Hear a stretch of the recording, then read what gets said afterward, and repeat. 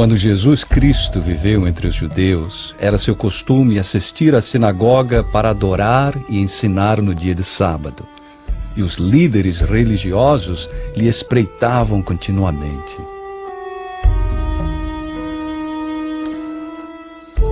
Alguns rabinos debatiam com ele sobre a forma correta de observar o sábado.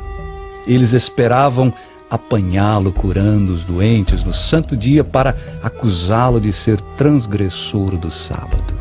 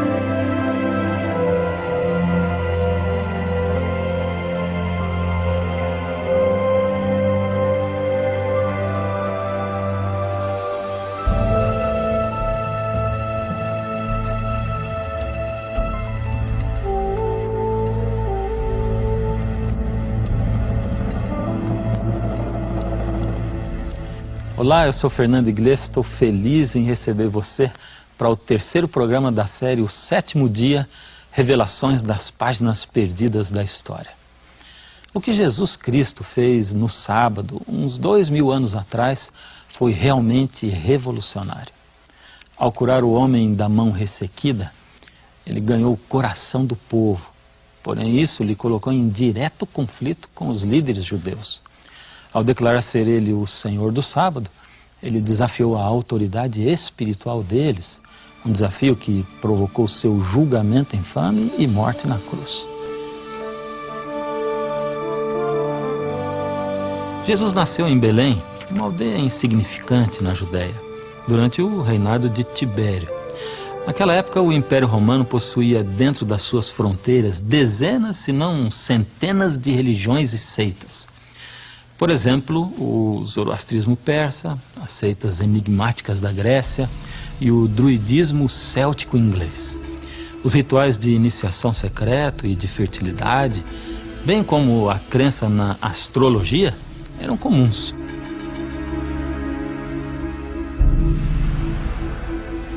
Os romanos admiravam a religião e a cultura grega e por isso adotaram deuses gregos e os misturaram com as suas próprias religiões. O resultado foi uma mescla de cultos aos ancestrais, ao imperador, ao sol, enfim, uma religião que incluía muitos deuses. Por outro lado, os judeus adoravam a um só Deus. Embora rodeado por essas estátuas de deuses gregos e romanos, eles serviam ao Deus que não viam. Não tinham ícones nem imagens para representá-lo, não tinham iniciações nem rituais de fertilidade. Ao invés disso, eles tinham um dia que os distinguia. Um dia sem par em outras religiões, um dia de 24 horas dedicado ao seu Deus. Eles tinham o sábado, o 7º dia do Santo Repouso. Depois do êxodo do Egito, Deus fez um concerto com Israel e parte desse concerto incluía os 10 mandamentos, juntamente com o mandamento de guardar o sábado do 7º dia da semana, como memorial da criação e também da redenção do Egito. Ao observar o sábado, o qual era um sinal entre Deus e Israel, eles se lembravam de que Ele era seu Deus e eles seu povo. Certamente guardareis meus sábados, porquanto isso é um sinal entre mim e vós nas vossas gerações, para que saibais que eu sou o Senhor que vos santifica. Podemos ter certeza de que os judeus do primeiro século conheciam e liam os 10 mandamentos. Os 10 mandamentos recordavam-lhes tanto como a nós que o sábado é um memorial da criação do mundo por Deus em 6 dias, e é um memorial do êxodo do Egito para Israel. Para os judeus do primeiro século, o sábado do Santo Repouso era intensamente espiritual. Relacionavam-no ao Deus que criou o universo em 6 dias e que descansou no 7º. Por isso eles também descansavam no 7º dia. Na sua liturgia, eles ponderavam o fato de que Deus lhes tinha tirado do Egito. Então o sábado era para eles a celebração da sua liberdade. A observância do sábado do 7º dia era a marca inequívoca do judeu. Lhe distinguia de entre todos. Não se podia esconder. Aos olhos dos observadores gregos e romanos, a observância do sábado era uma das peculiaridades dos judeus. Aí está um povo que não trabalhava nenhum 7º dia, e os gregos e romanos não tinham nada comparável a isto. Os judeus do primeiro século tiravam proveito do sábado, pois não trabalhavam, ao invés regozijavam-se nesse dia. Na sexta-feira, eles jantavam à luz de velas e comiam 2 pães para comemorar o maná que caíra no deserto nos tempos bíblicos. No sábado, eles iam à sinagoga, onde eles tinham a oportunidade de ver e falar com os amigos, e pela evidência que temos, eles estudavam o Torá e adoravam juntos. Aos que não eram judeus, lhe parecia estranho que os judeus se recusassem a trabalhar no dia do sábado. O filósofo Sêneca chega a dizer que os judeus dedicavam uma 7ª parte da vida deles à ociosidade, por não trabalharem no sábado. Ficar ocioso durante o 7º dia resulta em perder 1/7 da vida, enquanto muitos interesses da atualidade sofrem com essa ociosidade. Quando Jesus esteve aqui na Terra, o sábado estava sobrecarregado com regras e regulamentos arbitrários. Os rabinos tinham convertido a observância do sábado em uma ciência meticulosa, sem sentido ou alegria. Durante o primeiro século, observar os sábados significava não fazer isso ou aquilo. Proibia-se atar e desatar um nó, Cozinhar, escrever mais de uma letra do alfabeto, carregar qualquer coisa, incluindo o que se podia levar no bolso. não se podia fazer as tarefas cotidianas, como curtir peles e outras atividades de subsistência. Proibia-se acender fogo e apagá-lo. Proibia-se caminhar mais que 2.000 côvados além de sua morada. 2.000 côvados seriam mais ou menos 1 quilômetro. Os judeus observavam o sábado muito legalistamente, não podiam mover-se nem fazer coisas livremente. Jesus viu que isso era uma distorção do plano de Deus para a humanidade. O sentido original do sábado havia sido esquecido. Era tempo de uma nova luz brilhar sobre o santo dia semanal. Ao curar o homem da mão mirrada, Jesus mostrou o verdadeiro espírito do sábado, o santo dia de descanso, deixando de lado as regras rabínicas. Guardou o sábado como se ensina nas escrituras hebraicas. Segundo o Evangelho de Lucas, Jesus costumava ir à sinagoga para adorar no sábado. Ele observava o sábado mas não conforme os regulamentos dos fariseus. Ainda mais, ele disse: o sábado foi feito por causa do homem, e não o homem por causa do sábado. Ao passo que os fariseus diziam que o sábado foi feito somente para Israel, e Israel foi criado para o sábado, a fim de que o Senhor tivesse alguém na terra para guardar o sábado. Quando Jesus declarou que o sábado foi feito por causa do homem, ele estava falando de um conceito radical e incômodo. Não é de se estranhar que provocara tanta oposição por parte dos líderes judeus.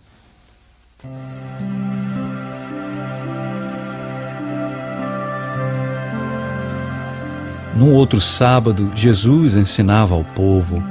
Ali se encontrava uma mulher com uma enfermidade que por 18 anos lhe fizera andar curvada. E ele a chamou para que viesse até onde ele se encontrava.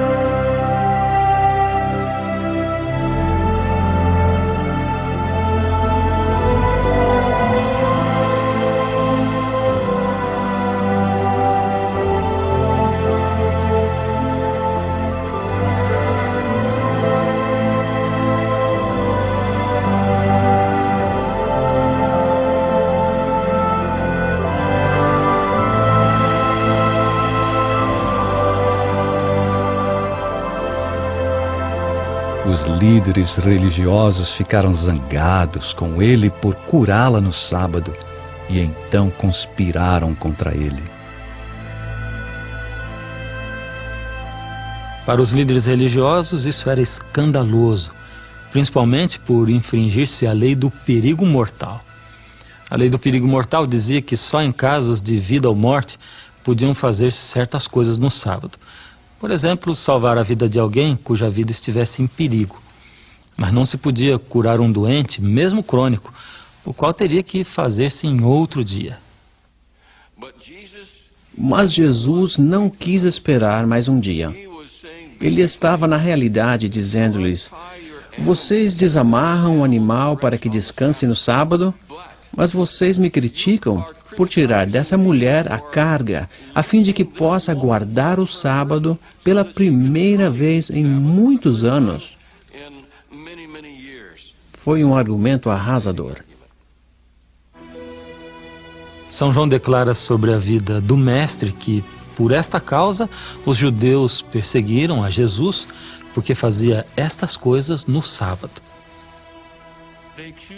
Acusaram Jesus de quebrar o sábado, pois temiam se o povo seguisse a Jesus, ele se tornaria uma nação quebrantadora do sábado.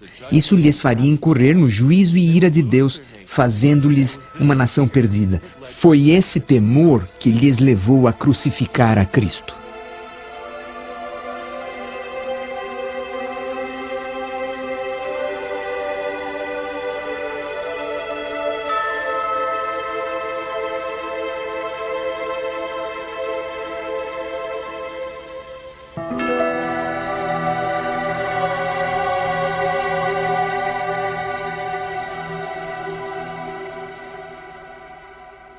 Alguns dizem que o sábado e os 10 mandamentos perderam seu sentido com a vida e a morte de Jesus e que em algum momento ele teria abolido o sábado.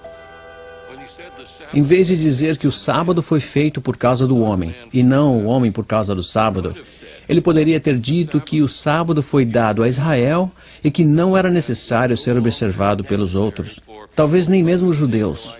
Ele teve muitas oportunidades para dizer que o sábado não era importante, que devia ser deixado de lado, porém todas as discussões que ele teve com os fariseus não foram sobre se o sábado deve ser guardado ou não, mas sobre como deve ser guardado.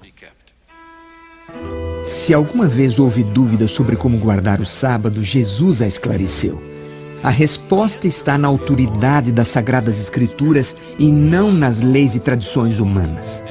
O ser humano havia sobrecarregado de tal maneira o sábado que dificilmente se notava o seu sentido. Jesus desfez tudo isso até atingir o coração do sábado, o qual é o relacionamento entre o bondoso Criador e a gente. Assim, longe das atividades seculares, o sábado é um dia de ação para cuidar do próximo, para entrar em companheirismo, para passar tempo com Deus, com a família, os vizinhos e amigos. Muitos cristãos se surpreendem ao saberem de que o seu dia de culto semanal está baseado nas tradições e regras da igreja e não nas Sagradas Escrituras.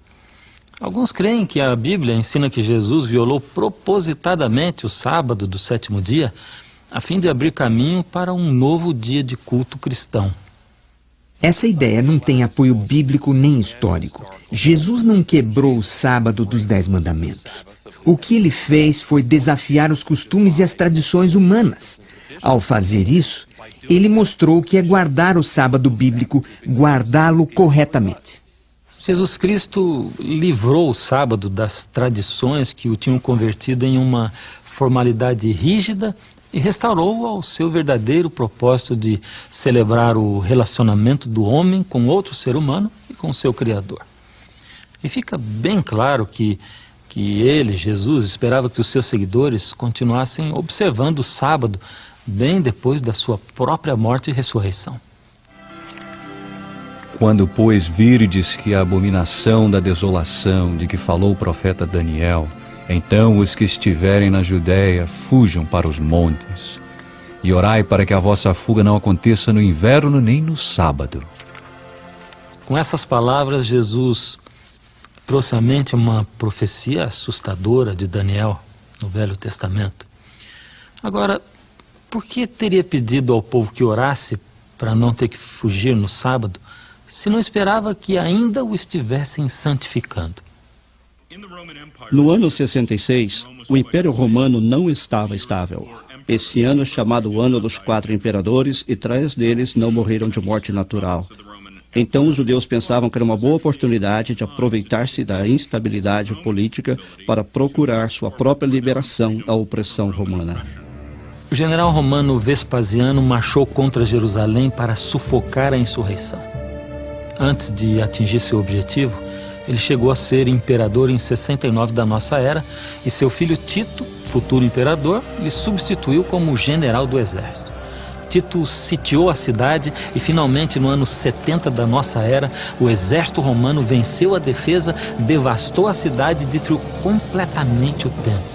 Um historiador da igreja primitiva relata que os cristãos de Jerusalém se lembraram das palavras de Jesus e escaparam antes de que a cidade caísse nas mãos dos romanos. Todos que creram em Cristo deixaram Jerusalém e foram para a região chamada Pela e outros lugares além do Rio Jordão, de forma que todos escaparam o desastre generalizado da sua pátria, e não lemos em fonte alguma que nem ao menos um deles pereceu na destruição de Jerusalém. De tão grande serventia foi para os crentes esta advertência do nosso Salvador. Este evento é o cruzamento óbvio da história com a profecia. Conhecemos as datas e os lugares e Jesus preveu quando estas coisas iam acontecer. Que após, 40 anos depois da sua morte e ressurreição, seus seguidores estariam ainda observando o sábado. Na verdade, durante o período do Novo Testamento, que foi até o fim do primeiro século, os cristãos continuaram observando o sábado do sétimo dia. Isso está claro tanto na Bíblia como nos anais da história. Jesus e seus discípulos basearam seus ensinos nas escrituras hebraicas, o que hoje chamamos de Velho Testamento. Isso manteve os cristãos em comum acordo com seus irmãos judeus. Os cristãos não achavam que tinham uma nova religião. Eles criam que eram o verdadeiro Israel, filhos de Abraão. E se eram gentios, eram filhos de Abraão pela fé. Os cristãos não achavam que tinham uma nova religião. Por serem judeus, eles criam que eram o verdadeiro Israel, filhos de Abraão. E se eram gentios, eram filhos de Abraão pela fé. Algo que judeus e cristãos tinham em comum era a crença de que Deus atua na história.